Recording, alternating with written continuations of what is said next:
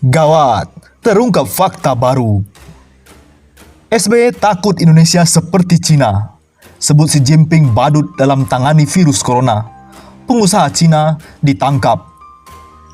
SBY takut penghina presiden di Indonesia jadi alat penggebuk musuh politik Jokowi. Kita awali dengan berita satelit N2 gagal orbit. Tragedi terbesar Republik Indonesia. Kehilangan satelit saat Megawati jual Indosat.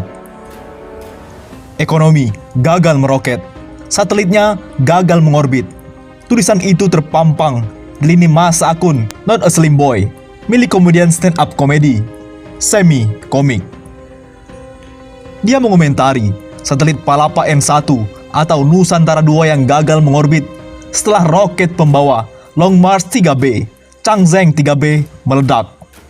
Satelit yang dioperasikan PT Palapa, Satelit Nusa atau PSN, dan Indosat Ooredoo ini terjatuh saat diluncurkan dari Xichang Satellite Launch Center di Xichang, Provinsi Sichuan, Cina, Kamis 9 April. Ungkapan sejenis dilontarkan aktivis sosmed itu. Di akun @utuhwibowo, Utuh menulis, ekonomi gagal meroket, satelit pun gagal meroket, miris, dua-duanya tekor.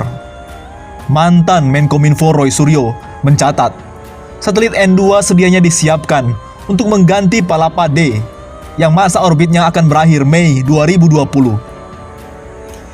Tragedi menimpa satelit Nusantara 2, sebelumnya disebut Palapa N1 semalam.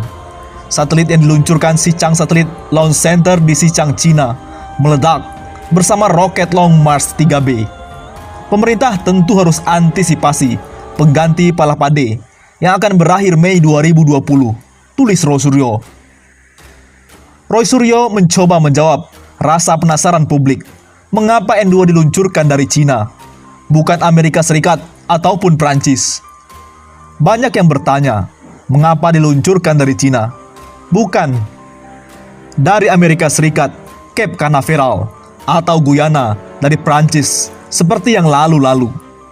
Kalau ini, silahkan tanya ke @kemkominfo, yang semoga sudah tahu resikonya.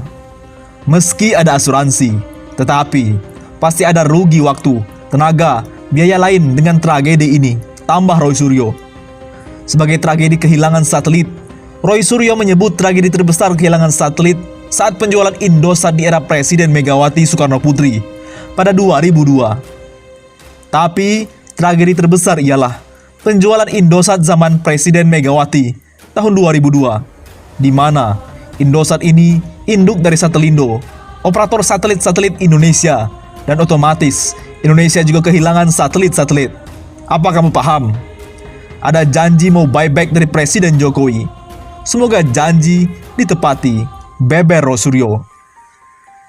Pakar telematika Onowe Purbo berpendapat bahwa peluncuran satelit mungkin lebih bagus menggunakan peluncuran NASA atau Ariane.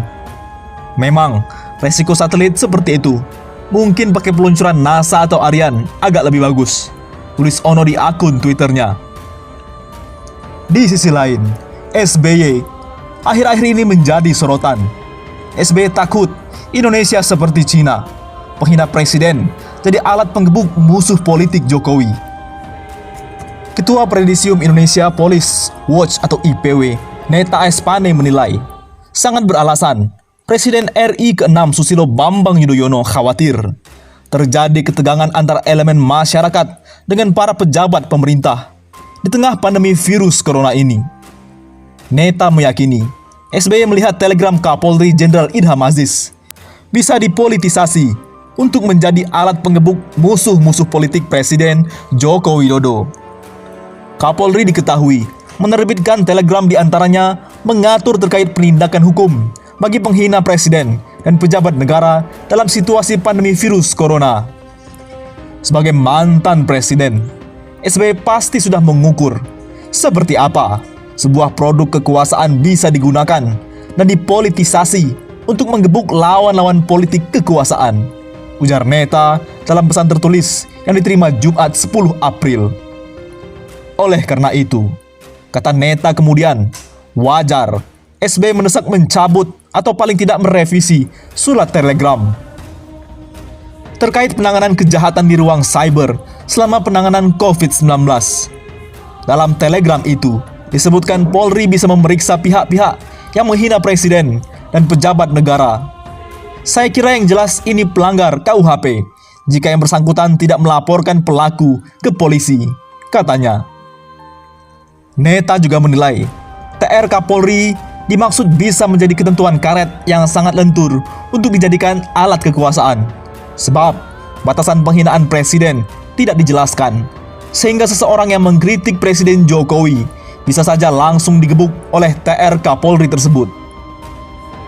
Akibatnya, Polri bukan lagi menjadi alat negara, tetapi sudah diarahkan menjadi alat kekuasaan, tepatnya menjadi alat Presiden Jokowi untuk mengebuk lawan-lawan politik yang mengkritiknya, pungkas Neta. Sepertinya Jokowi sudah belajar dari Cina.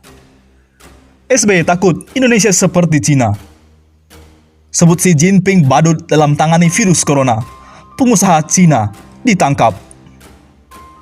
Itulah kasus yang ditakuti oleh SBY. Seorang anggota Partai Komunis Cina ditangkap karena mengkritik Presiden Cina Xi Jinping dalam menangani wabah virus corona. Namanya Ren Zhiqiang, umurnya 69 tahun, merupakan mantan kepala asosiasi pengusaha real estate milik pemerintah grup Huayuan. Ia juga dikenal karena keterbukaannya dalam topik-topik sensitif seperti penyensoran pers. Pemberitahuan yang dikeluarkan pada Selasa, 7 April oleh Badan Pengawas Disiplin Partai Komunis di Beijing mengatakan, Ren sedang menjalani peninjauan dan investigasi. Namun, dalam surat itu tidak memberitahukan rincian lebih lanjut. Ren pada pertengahan Maret menerbitkan sebuah esai secara online. Isinya mengkritik kepemimpinan Presiden Xi dalam mengatasi wabah virus corona di kota Wuhan, Cina Tengah pada bulan Desember. Ia juga menyebut Presiden Xi sebagai badut. Ren Zhiqiang belum dapat dihubungi sejak 12 Maret. 3 temannya mengatakan kepada Reuters, "Banyak teman kita mencarinya," kata teman dekat dan pengusaha Wan Ying dalam sebuah pernyataan kepada Reuters. Mereka sangat cemas. Ren Zhiqiang adalah tokoh publik dengan pergerakannya yang diketahui secara luas. Lembaga yang bertanggung jawab perlu memberikan penjelasan yang masuk akal dan legal sesegera mungkin. Lanjut Wang. Jadi apa isi esainya? Dalam esai yang diposting China Digital Times, situs web berbasis di Amerika Serikat, Ren tidak menyebut nama Xi. Namun, setelah mendengar pidato Presiden Xi untuk mengatasi wabah virus corona, Ren dalam tulisannya menilai dia tidak melihat seorang kaisar berdiri di sana memamerkan pakaian baru, tetapi seorang badut telanjang yang bersikeras terus menjadi kaisar. Dia mengungkapkan bahwa ada krisis pemerintahan di dalam Partai Komunis dan kurangnya kebebasan pers. Ren menganggap pidato Xi menyebabkan situasi semakin memburuk. Ren pernah masuk militer dalam awal karirnya dan orang tuanya mantan pejabat tinggi di Partai Komunis, membuat beberapa orang memanggilnya seorang pangeran, referensi yang sering digunakan untuk memanggil keturunan pendiri Republik Rakyat Cina. Oleh karena itu, SBY turun gunung, berarti ada masalah besar di bangsa kita. Menyinggapi pernyataan SBY, Rektor Universitas Ibnu Khaldun, Musni Umar berpendapat, kalau SBY turun gunung, maka itu berarti ada masalah besar yang dihadapi bangsa Indonesia saat ini. Pak SBY turun gunung. Saya memaknai berarti ada masalah besar di bangsa kita saat kita menghadapi wabah corona. Negara lain bersatu, kita berpecah belah dan saling mau membunuh dengan menggunakan tangan aparat, tulis Musni di akun Twitternya. Bagaimana menurut pendapat Anda?